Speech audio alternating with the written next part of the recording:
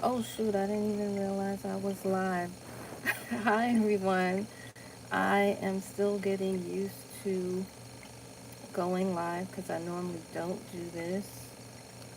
Um, Typically, I record for a podcast and just paste everything up on YouTube, but I decided to do something a little different. I hope you like my toys that I have here. If you're interested, I can send you guys a link to where you can get them. Nothing that you see here is over $10, just so you know. So I have the water fountain, have the aquarium, uh, what this volcanic action going on here. That is an air purifier and humidifier. And then that's another water fountain. The water is coming out, but unfortunately, I don't know how to capture it on camera. I'm doing the best that I can for right now. So, let's talk about analysis paralysis. When it comes to, you know what, not just real estate, but I guess this can also be applied to just about anything in general. Sometimes people feel that they need to know every single step and every single detail before they make a move. And I'm here to let you know that that's not really possible, okay? You don't need to know, and you may never ever know every single detail. I'm not saying don't do any due diligence, don't study, don't do research or background checks. I'm not saying that. Do as much as you can, but know that you're not going to be able to uncover every single stone. But guess what? It's all right. Why? Because in real estate, and I'm supposing in other areas as well, there are ways in which you can stumble, where you can fail, get back up again, and still be successful. There are a lot of people in real estate who are successful and they don't know every single detail. That's one of the reasons why they hire a team. That's another reason why they're in a mastermind group, or they may and or may have a mentor, so that there is resources that they can go to in case they find themselves on shaky ground, right? So, one of the reasons why you're never going to know everything is because the laws change. What was illegal at one time, like ADUs were illegal, now it's legal, right? So, that's one of the reasons why you're never going to know everything. Next, your environment may change. For example, where I am in New York, we used to be zone 6 as far as the climate, as far as what we could grow. Now we are, I believe they just recently said we're 7A. We really, and you can kind of tell that there is definitely something going on because we used to get a whole lot of snow. We really didn't get much. As a matter of fact, it's spring now and we had 90-degree weather. Even in the winter, I think one time it went up to 70 degrees. That's not normal for New York, okay? So that's another reason why you're not going to know everything. And because the environment changed, there's now certain foods that we're able to grow that we weren't able to grow before, but there's also certain bugs that are here that are coming that we're not going to be used to, right? So that's why you're never going to know everything. The next reason why you're not going to know everything, and that I should have tied it up with the laws.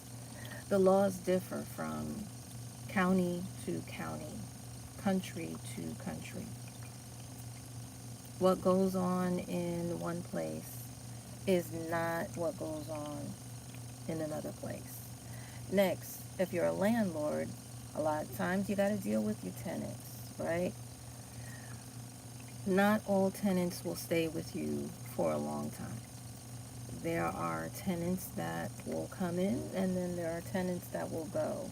Even if you do have a tenant that stays with you for a long time, their situation is going to change. They're going to get older. Their needs are going to change. They may get married. They may have a baby. Um, I know someone whose tenants actually died in the apartment. So people change physically and mentally as well. Uh, Next, going back to teams, you may have someone on your team that's helped you out a lot, and then they move, they go somewhere else, they retire, or they also die. And so now you got to go look for somebody else, right? So you're not going to know everything. Technology changes the way you do things today. Think about this. Before, I would say, before the 80s, there was no email. Now we have email, right? And then Dropbox, I believe, came out in early 2000. There was no Dropbox. There was no Zoom, right?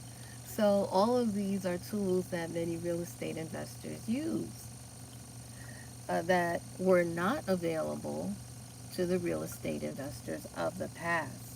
As a matter of fact, if you really want to go way, way back, there was no computer. There was no cell phone. Yet real estate investing has been around for a long time, right? There was no GPS. There was no Google. Again, that's one of the reasons why you're not ever going to know everything. What you need to know, what's important to know, is the foundation. What's important to do is your due diligence. What you must do regardless is take risks, because things can change on you.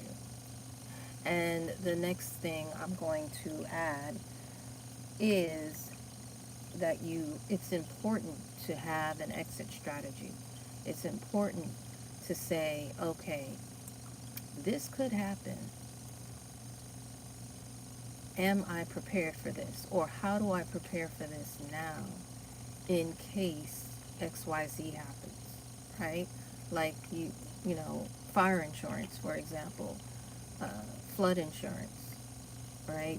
That takes care of disasters like that. And of course, there are other types of insurances as well. Uh, Next, anything else. Sometimes life will hit you. This business will hit you with something that you've never read about in a book, and possibly no one has ever taught you in a classroom, and you may not have heard it from any of your mastermind groups or from your mentor. However, you can still reach out to them, and they always say two heads are better than one, and put your head and their head together and come up with a solution for whatever strange issue may arise, such as the pandemic, and what to do during that particular situation. That was brand new for many people, because the one before that was 100 years old. So the people who had experienced that, most of them had died, right? So that threw a whole lot of people in a loop. And then, the moratorium, that was also something new that threw a lot of people in a loop, right? The next thing, of course, I'm a spiritual person, so I do believe in going to God. Do I listen to him all the time? No. I'll admit to that.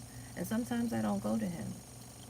But when I do go to him and I follow and listen, I have to admit things do tend to work out all right. Okay? That's me. You do what you do. This is just my advice for those of you who are sort of straddling the fence. And you know what? Move when you're comfortable. Move when you're comfortable. Don't let anybody, well, some people, they like the kick in the pants type of thing. I don't do well with that. But I'm just here to let you know you're never going to know everything. Um, and it's possible you can still not know everything and make money. You can actually fail, lose a little, and then still make money again. Okay? All right, guys, that's all I have to share for you tonight. Hopefully, it'll help you make smart financial moves. Feel free to pass this amongst your friends. Remember, each one, reach one, teach one. Bye for now. Until next time, have a good night.